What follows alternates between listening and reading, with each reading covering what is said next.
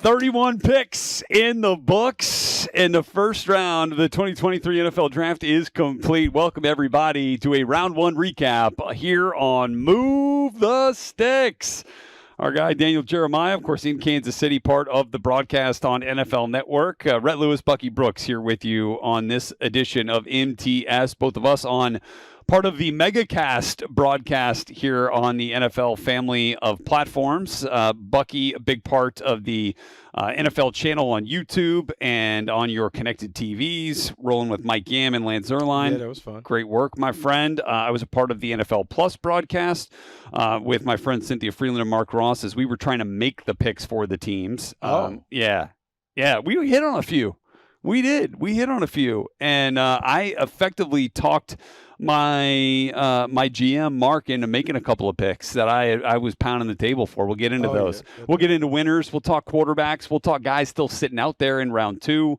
Will Levis, Hendon Hooker, quarterbacks did not get picked. Bryce Young did go number 1. I don't think we got to spend a ton of time on that, Buck. That was chalk. We thought that was going to happen for a while now. It did. But, man, the Houston Texans, the one thing that I will take credit for, as you remember on the Mock Draft Live show. You'll take credit for it?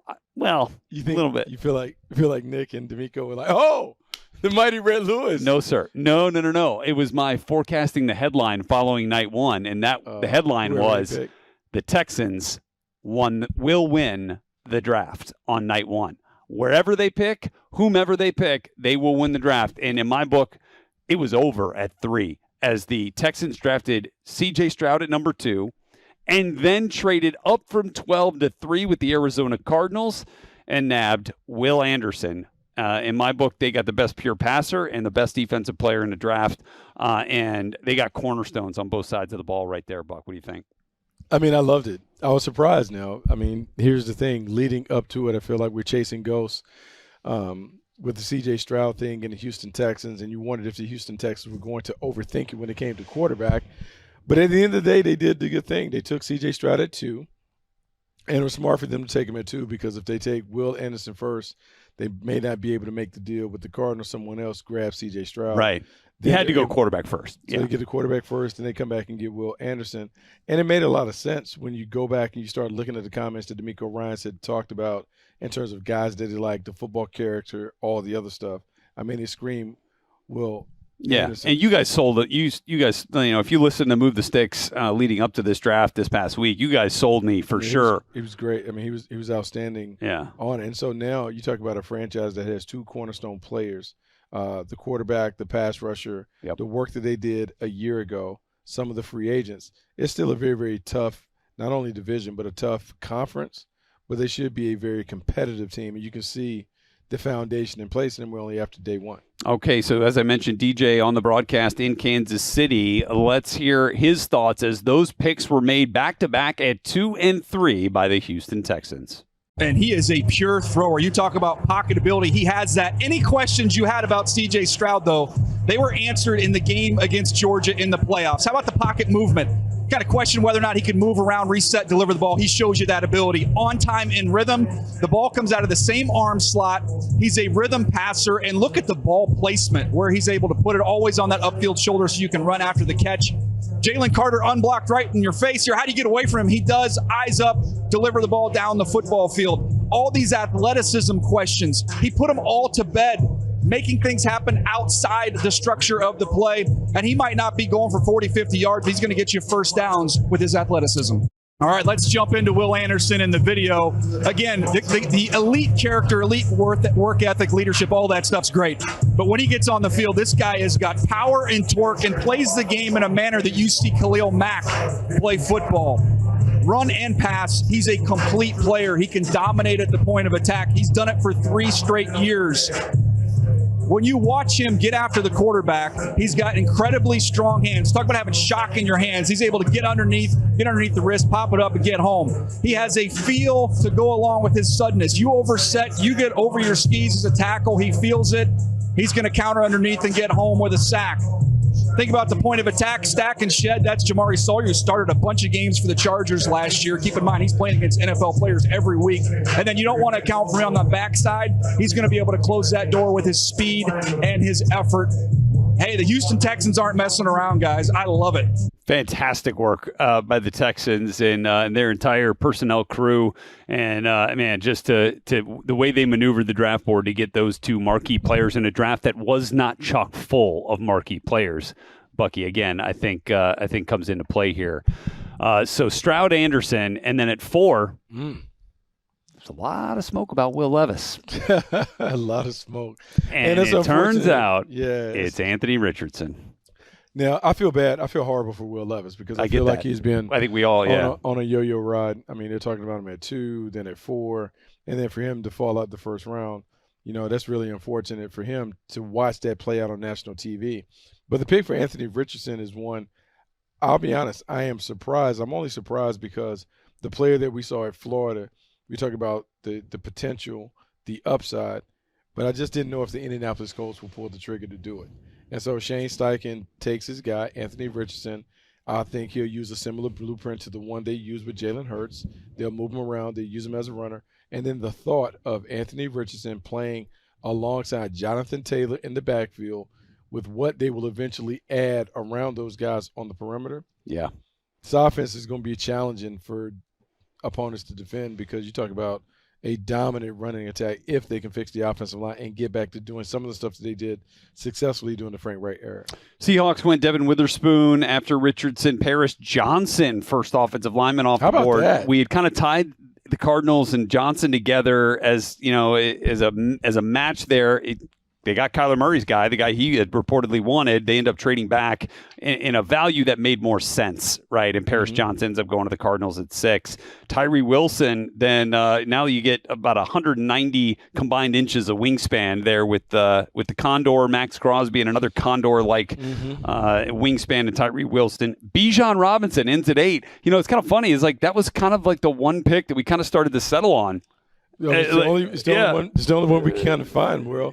I guess the Falcons could take him. And when you have a head coach in Arthur Smith who had worked previously with Derrick Henry, and Derrick Henry flourished under his direction, you now put Bijan Robinson. The Falcons want to run the football, so now you take him and Tyler Algiers, Cordero Patterson. You have a lot of running backs to throw at him. And if you're going to start Desmond Ridder, you're not going to put all that pressure on him to carry the offense. Then you have a running game that should be able to do it. And they've supported their offensive line and extended like a whole bunch of those guys. That's kind of a homegrown group up there that they have drafted heavily the last few years. I thought the first surprise of the night was, the Bears trading out of 9 in a spot where they could have taken a player they might have taken at 1 overall when they had that pick. They trade out of the opportunity to take Jalen Carter, let the Eagles move up there and get a Georgia defensive tackle, a dominant one, for the second straight year after Jordan Davis last year. And then the Bears take Darnell Wright over Peter Skoronski, over Broderick Jones.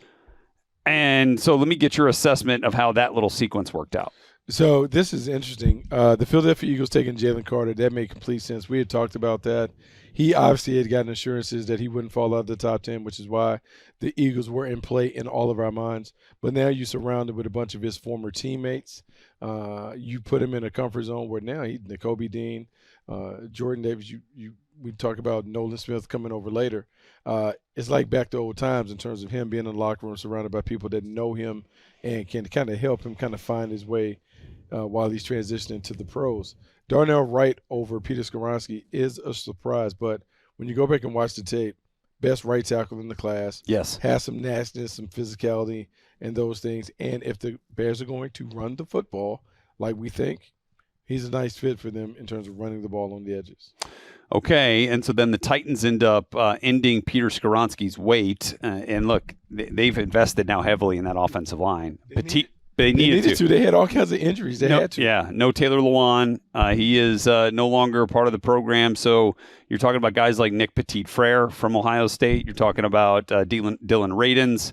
And now, you go get Peter Skoronski. I thought just a really solid job by Rand Carthon in his first year leading that personnel group as the GM. Now, the first major shocker of the night comes from the Detroit Lions, who traded out of 6 down to 12 and ended up selecting Jahmyr Gibbs, the running back. I feel like you're a little disappointed. I feel like the Detroit Lions I am not a Lions fan, like but I am a from way back. from way back. You're right. You're right. There's some history there. I feel like it's a little disappointing because in essence, what the Lions did, if they were going to pick a running back, they could have sat at 6 and taken Bijan. However, they fall to 12 and they take Jahmyr Gibbs, and the grades aren't necessarily identical. But I understand in theory what the Detroit Lions are doing because there's been a lot of conversation about where they have David Montgomery, they have DeAndre Swift, but DeAndre Swift hasn't really done anything. He's been hurt. He hasn't performed to the level of expectation. And look, Jahmyr Gibbs to me is a better version of DeAndre Smith in terms of what he can do out the backfield and those things. And so now in the passing game, man, we're cooking with gas. Ben McDonald, we got to get him some weapons. Like we're trying to chuck it all over the yard. It just felt like at that point, the names that were on the board, Lucas Van Ness still felt like a premier player to me. And yeah, look, I get it. Maybe, you took Aiden last year, you got James Houston. But it felt like there was some opportunity there Broderick, I know you're good at the tackles. It's just interesting that was the position that they chose, as a premier player, as a top 12 pick. And then look, they're back on the board at 18. Yeah. And they go Jack Campbell. Look, you won't find a bigger fan of Jack Campbell. I think he's fantastic. But at 18, it shocked me a little bit. I mean, it only shocked me in terms of how much they love Rico. Malcolm Rodriguez coming from Oklahoma State, how much they talked about him in Hard Knocks, how much he played last season. But then you get Campbell. So now we got 2 of them? Downhill player. But he fits the culture. He fits Dan Campbell and what he wants to do. I'm a little surprised. I'm a little surprised at that one. I can admit some surprise on that one. If you're talking about getting weapons for the offense, like the run on receivers could have started at 18 too. Yeah, but last year we drafted Jameson Williams in the first round. He's going to miss some serious time. Yeah, but we can't go back to the draft because he decided that he was going to gamble. No, I get the facility. All right. We traded away Jeff Okudah. Yeah, we could at any of those times we could have taken Emmanuel Forbes or Christian Gonzalez. We could have, but that would have been with the Jahmyr Gibbs pick. Free agency though. We signed some guys. All right. Oh, look. It's all food for thought, but those struck me as an interesting combo. It's setting up nicely for the Packers to reclaim the division. It's set up nicely for Jordan Love to take the Packers back and reclaim the division. If they were playing in like 1992, like this, like Rodney Pete would have loved these picks. And Jack Campbell, look, Chris Spillman is all over. Like he's probably Wayne Fonts would have loved these picks. We're gonna crush. I just thought it was interesting. It is. Okay. How you feel about Lucas Van Ness going to the Green Bay Packers?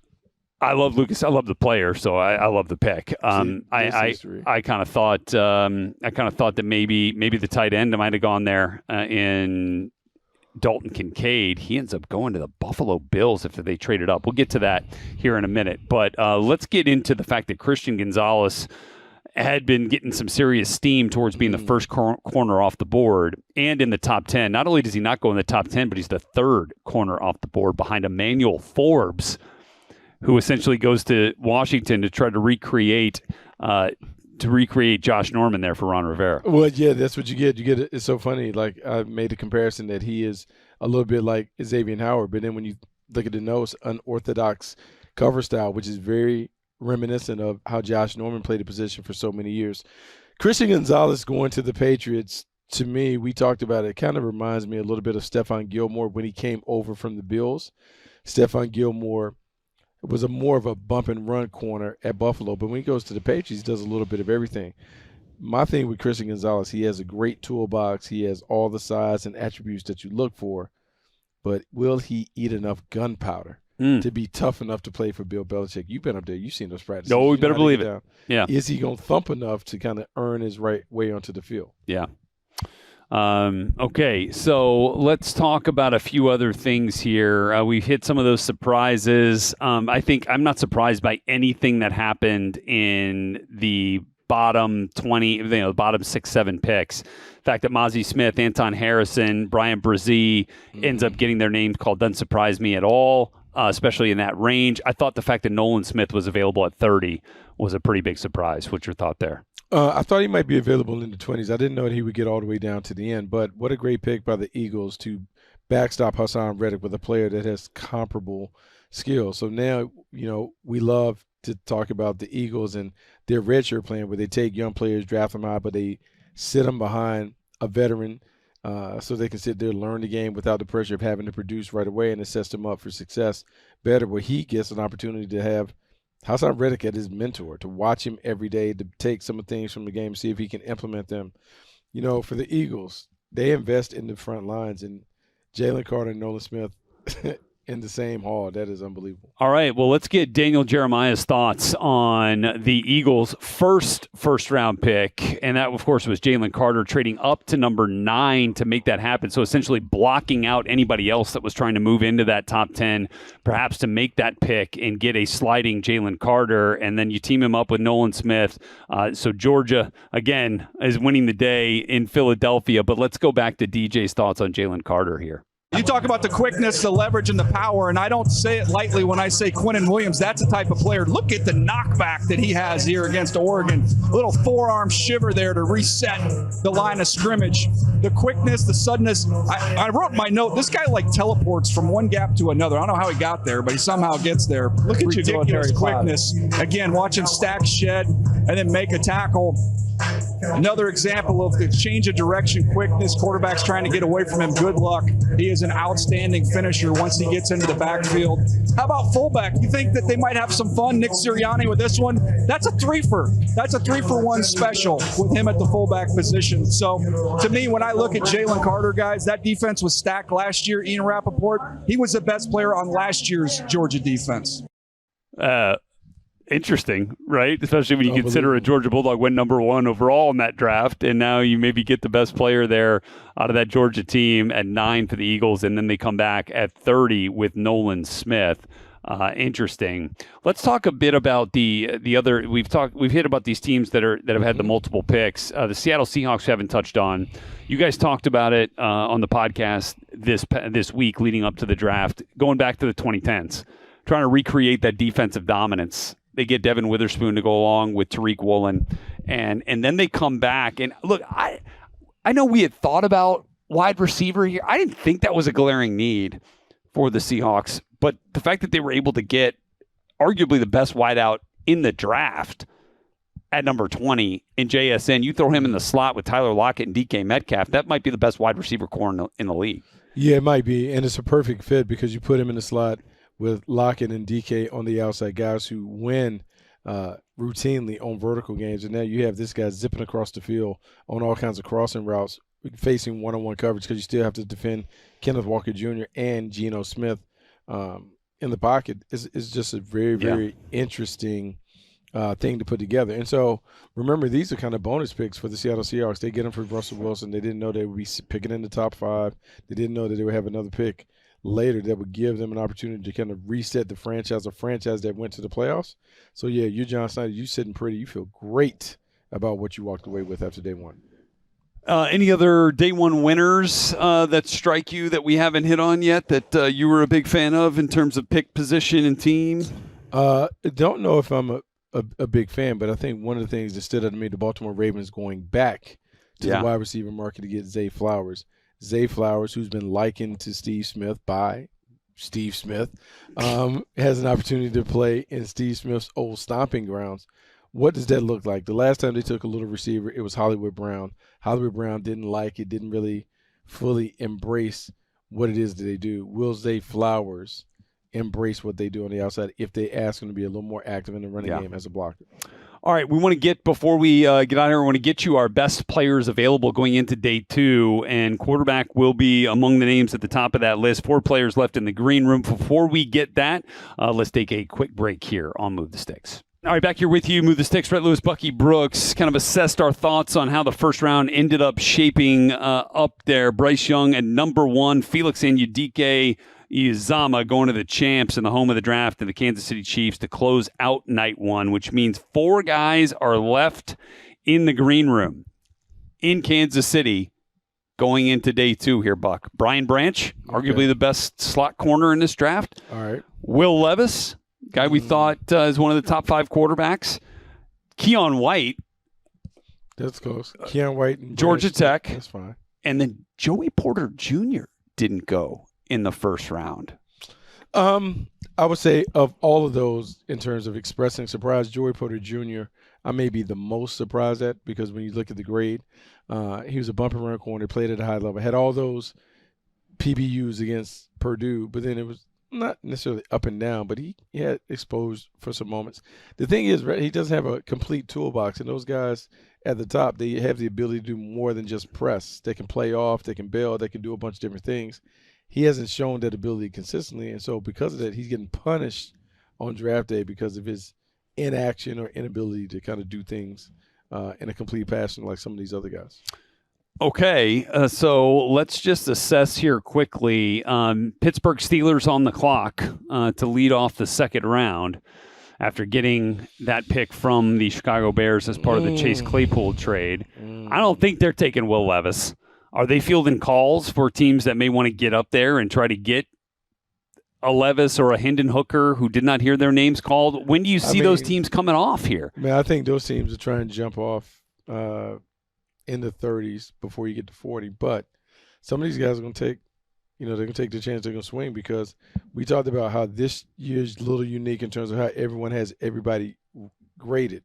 What looks good in our room will look different in another room. And so you're just trying to figure out how to piece it together. Because of that, I think guys are going to be a little more conservative. They'll target some of those blue chip guys that slid through the cracks, much like a couple of years ago the Giants took Xavier McKinney to give them a safety. Let's see who the Steelers take. I don't know. Like Roger Jones early. That's okay. Good. Just kind of looking at this here, thinking about it. The Raiders come on the board at 38. Talked about them as maybe a team in that quarterback market. At 7. That'll be a good place for them to take a quarterback, whether it's Will Levis or Hendon Hooker. That's a nice sweet spot. Yeah. Top first 10 picks of the second round. Could be interesting. Got a lot to dig into here. Wild. Yeah. It's going to continue it's only going to get wilder, because after we got through the first set of blue collars, like, you just look around and you're like, ooh.